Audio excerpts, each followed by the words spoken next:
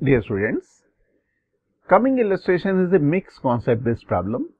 It is based on the concept of electric field and rotational dynamics. Coming illustration के through हम लोग learn करने जा रहे हैं कि अगर किसी चार्ज ऑब्जेक्ट को हम लोग इलेक्ट्रिक फील्ड में रख दें, स्पेशली अगर कोई रिंग को रख दें इलेक्ट्रिक फील्ड में, तो उसमें लगने वाला फोर्स और टॉर्क को कैसे एनालाइज करें, साथ साथ उसमें जो इन्वॉल्वमेंट होगा रोटेशनल डायनेमिक्स का, इसको हम लोग लर्न करने जा रहे हैं कमिंग इलस्ट्रेशन के थ्रू।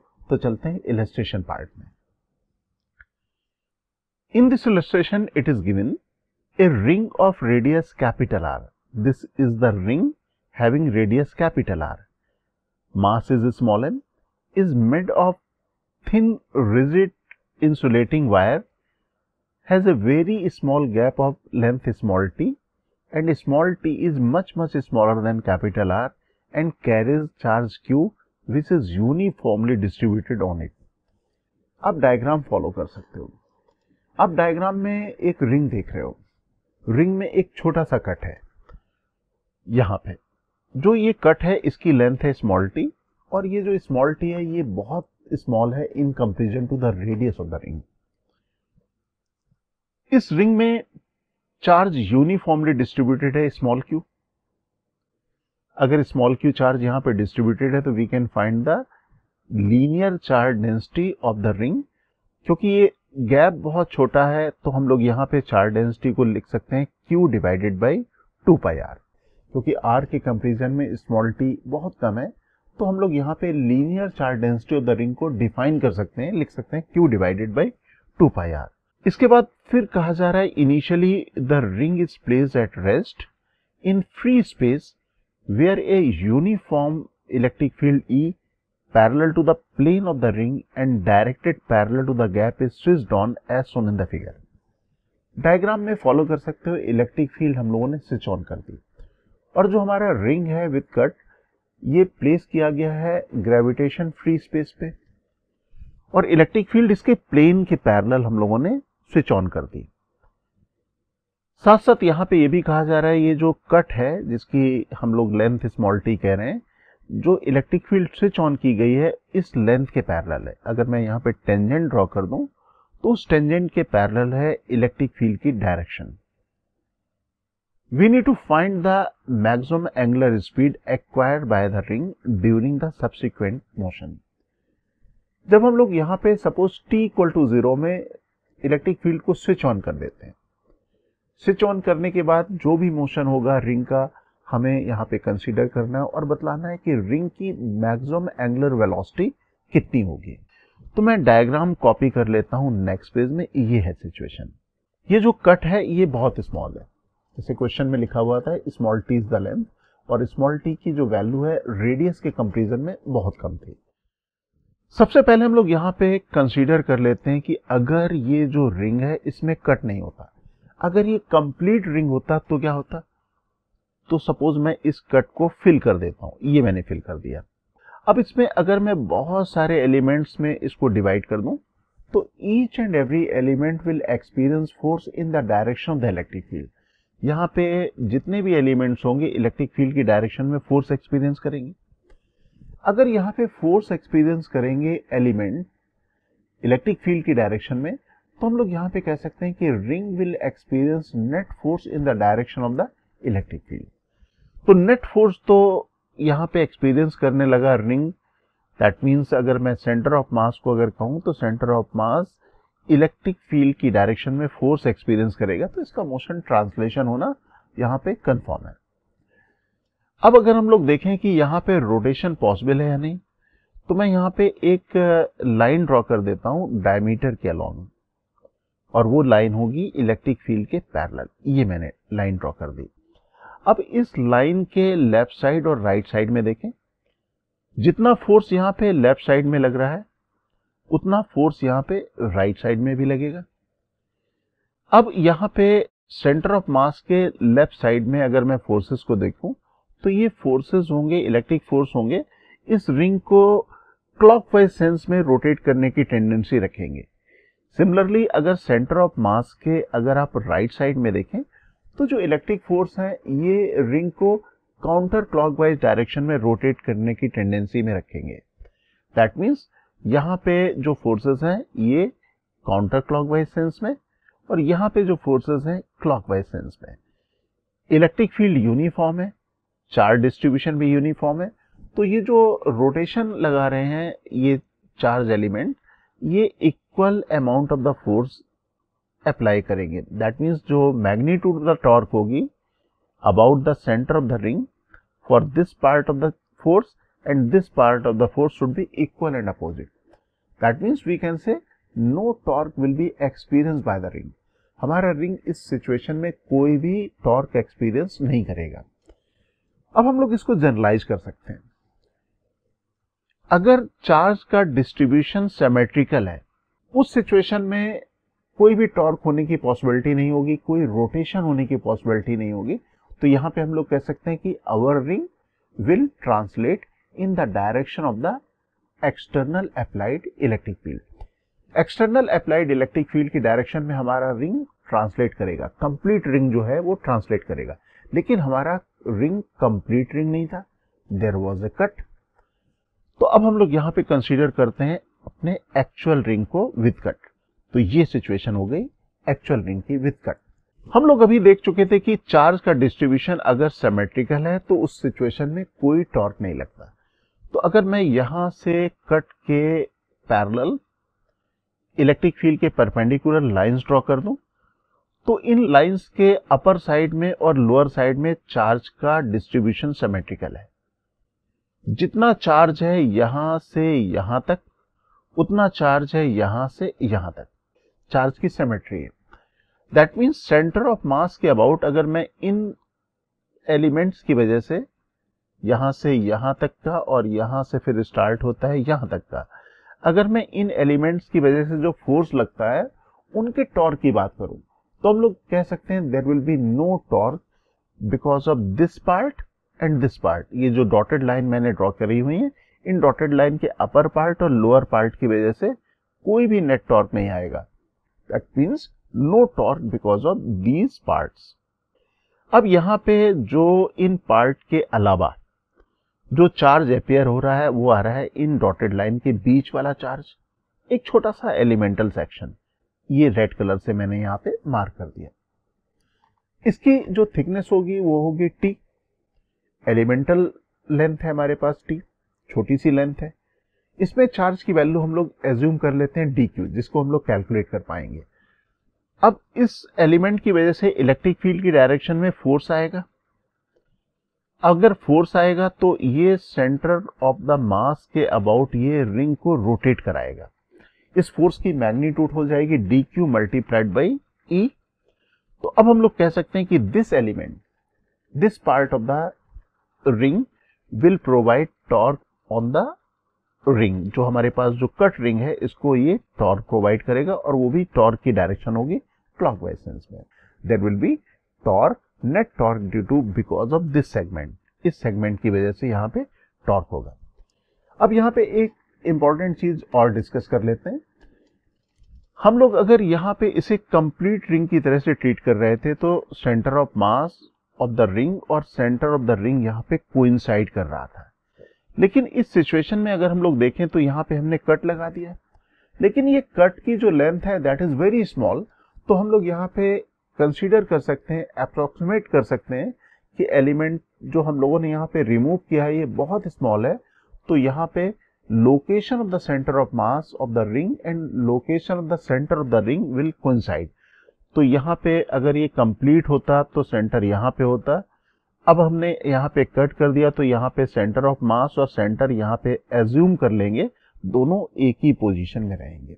तो अब हमारे पास यहाँ पे डिसाइड हो गया कि our ring with cut will translate in the direction of the electric field and will also rotate about its center. Centre के अबाउट रोटेट करेगा क्लॉकवाइज सेंस में और साथ साथ ये ट्रांसलेट भी करेगा in the direction of the external applied electric field. लेकिन हमें यहाँ पे मालूम करना था मैक्सिमम एंगुलर वेलोसिटी। तो हम लोग इसके रोटेशन को कंसीडर करें। अगर रोटेशन को कंसीडर करना चाह रहे हैं तो we need to observe the motion from the centre of the ring. और सेंटर ऑफ द रिंग से अगर हम लोग ऑब्जर्व करेंगे तो हम लोग कहेंगे रिंग विल रोटेट। अगर हम लोग सेंटर में ही बैठ जाएंगे और पूरा रिंग अगर ट्रांसलेट कर रहा है तो ऑब्जर्वर देखेगा सेंटर से कि रिंग सेंटर के अबाउट क्लॉकवाइज सेंस में रोटेट कर रहा है। अगर रोटेट कर रहा है तो हमें टॉर्क कैलकुलेट करना होगा। So let us calculate torque. और टॉर्क को कैलकुलेट करने के लिए हम लोग इसकी कोई भी इंस्टेंटेनियस पोजीशन कंसीडर कर लेते हैं। अब हम लोग केवल इस एलिमेंट को कंसीडर करेंगे। सपोज किसी टाइम इंटरवल के बाद जो एलिमेंट है रोटेट कर गया, रिंग रोटेट कर गया एंगल थीटा, तो इनिशियल ओरिएंटेशन थी ऐसे। अब रोटेशन के बाद ये सपोज पहुंच गया यहां पे, एंगल ऑफ रोटेशन यहां पे आ गया थीटा। अब यहां पे भी फोर्स लगेगा बिकॉज चार्ज है तो इलेक्ट्रिक फील्ड की डायरेक्शन में फोर्स एक्सपीरियंस करेगा। तो यहां पे फोर्स एक्सपीरियंस करेगा डीएफ, और डीएफ की मैग्नीट्यूड हम लोग जानते हैं डी क्यू मल्टीप्लाइड बाई ई। जब कैलकुलेट करेंगे तो हम लोग इसको सब्स्टिट्यूट कर लेंगे। अगर हमें टॉर्क कैलकुलेट करना है तो we need to find the line of action of the force. अगर मैं इस line of action of the force को प्रोलॉन्ग कर दूं पीछे की तरफ, तो ये जो डिस्टेंस होगी सेंटर से line of action of the force की, रेडियस इज कैपिटल आर, तो ये डिस्टेंस हो जाएगी R cos theta. Now we can write expression for the torque on the ring. Torque on the ring will be equal to tau equal to D F multiplied by R cos theta. तो this is the torque on the ring. Okay, अब ये जो यहां पे जो cos theta का factor है, if theta increases, जैसे जैसे थीटा यहां पे इंक्रीज होगा कॉस थीटा की वैल्यू कम होती जाएगी। That means magnitude of the torque acting on the element decreases as theta increases. जैसे जैसे थीटा इंक्रीज होगा यहां पे मैग्नीट्यूड ऑफ द टॉर्क यहां पे डिक्रीज होगा। अगर हम लोग कंसीडर करें theta is equal to 90 degree, theta की वैल्यू अगर 90 डिग्री ले लें तो cos theta equal to 0। That means torque acting on the ring should be equal to 0। तो टॉर्क की वैल्यू जब ये रिंग रोटेट कर जाएगा 90 डिग्री तो टॉर्क की वैल्यू 0 हो जाएगी। अब अगर 90 डिग्री से ज्यादा रोटेट कर जाए, if theta is greater than 90 degree cos theta is negative. Cos theta negative होने का मतलब टॉर्क की वैल्यू नेगेटिव। अभी टॉर्क लग रहा था यहाँ पे क्लॉकवाइज सेंस में, और अगर थीटा की वैल्यू 90 डिग्री से ज्यादा होगा तो उस सिचुएशन में टॉर्क की डायरेक्शन चेंज हो जाएगी from clockwise to anti clockwise. It means we can say angular velocity of the ring start decreasing when theta is 90 degree. अब हम लोग यहाँ पे कह सकते हैं कि थीटा की वैल्यू अगर 90 डिग्री हो तो angular velocity of the ring will B maximum. तो थीटा की वैल्यू 90 डिग्री या पाई बाई 2 अगर होगी तो यहाँ पे angular velocity of the ring will B maximum. अब एंगुलर वेलोसिटी कब मैक्सिमम होगी ये तो डिसाइड कर लिया, अब कैलकुलेट भी करना है। तो मैं इस इक्वेशन को फिर से कंसंट्रेट करता हूं। मैं यहाँ पे डी एफ की वैल्यू लिख दूंगा Q D Q multiplied by E. तो D Q multiplied by E मैं यहाँ पे रख देता हूँ वैल्यू, और torque equal to I alpha. मैंने यहाँ पे टॉर्क इक्वेशन लिख दी। अब टॉर्क इक्वेशन में alpha is the angular acceleration, I is the moment of inertia of the rotation axis. Rotation axis है सेंटर से पास होने वाली एक्सिस। इसकी वैल्यू हो जाएगी total mass of the ring, क्योंकि टोटल रिंग रोटेट कर रही है, not only the element, total ring हमारी रोटेट कर रही है जिसका मास है स्मॉल एम, रेडियस है capital R. That means moment of inertia of the ring about the rotation axis is M R square. अब अल्फा की बात करें, alpha is the angular acceleration. Angular acceleration we know d omega by d t. D omega by d T को हम लोग लिख सकते हैं omega d omega by D theta, क्योंकि हमें एंगुलर वेलोसिटी और एंगल ऑफ रोटेशन का रिलेशन चाहिए, इसलिए मैंने इसको इस तरह से लिख दिया। अब चार्ज की वैल्यू, डी क्यू की वैल्यू, चार्ज की वैल्यू कैलकुलेट, डी क्यू की वैल्यू अगर हमें कैलकुलेट करनी है तो चार्ज डेंसिटी कैलकुलेट करनी होगी। और चार्ज डेंसिटी कैलकुलेट करते समय हम लोग यहाँ पे इस कट को भूल जाएंगे, बिकॉज जो कट है, कट की लेंथ है small t, that was very small. तो चार्ज डेंसिटी हो जाएगी total charge divided by 2 pi R. Actual में हम लोग लिखते total charge q divided by 2 pi R minus t, लेकिन आर के कंपेरिजन में स्मॉल टी की वैल्यू बहुत कम है, इसलिए चार्ज डेंसिटी को हम लोग लिख लेंगे q divided by 2 pi R. Q divided by 2 pi R को स्मॉल टी से मल्टीप्लाई करेंगे, small t will be the length of this, क्योंकि जितना ये कट की लेंथ होगी उतना इस एलिमेंट की लेंथ होगी। तो यहां से चार्ज ऑन द एलिमेंट आ जाएगा। अब डी क्यू की वैल्यू अगर यहाँ सब्स्टिट्यूट कर दें, आई की वैल्यू एम आर स्क्वायर रख दें, अल्फा की वैल्यू हम लोग ओमेगा बाई डी थीटा रख दें, तो रिलेशन हमारे पास कुछ इस तरह से आएगा। अब यहाँ पे थोड़ा रीअरेंज कर लें, आर आर कैंसिल कर दें, और रीअरेंज करने के बाद हमारा रिलेशन कुछ ऐसा हो जाएगा। मैं इस रिलेशन को डायरेक्ट लिख देता हूं, ये आएगा ओमेगा डी ओमेगा ब्रैकेट में q E t divided by 2 pi m R square multiplied by cos theta d theta. अब हमें मालूम है initial angular velocity of the ring is 0, initially तो हमने रिलीज किया हुआ है। हमें कैलकुलेट करना है मैक्सिमम एंगुलर वेलोसिटी, तो मैक्सिमम एंगुलर वेलोसिटी को हम लोग ओमेगा मैक्स ले लें, और यहाँ पे इनिशियली थीटा एंगल था हमारे पास 0, और जिस समय एंगुलर वेलोसिटी मैक्सिमम होगी थीटा इज पाई बाई 2।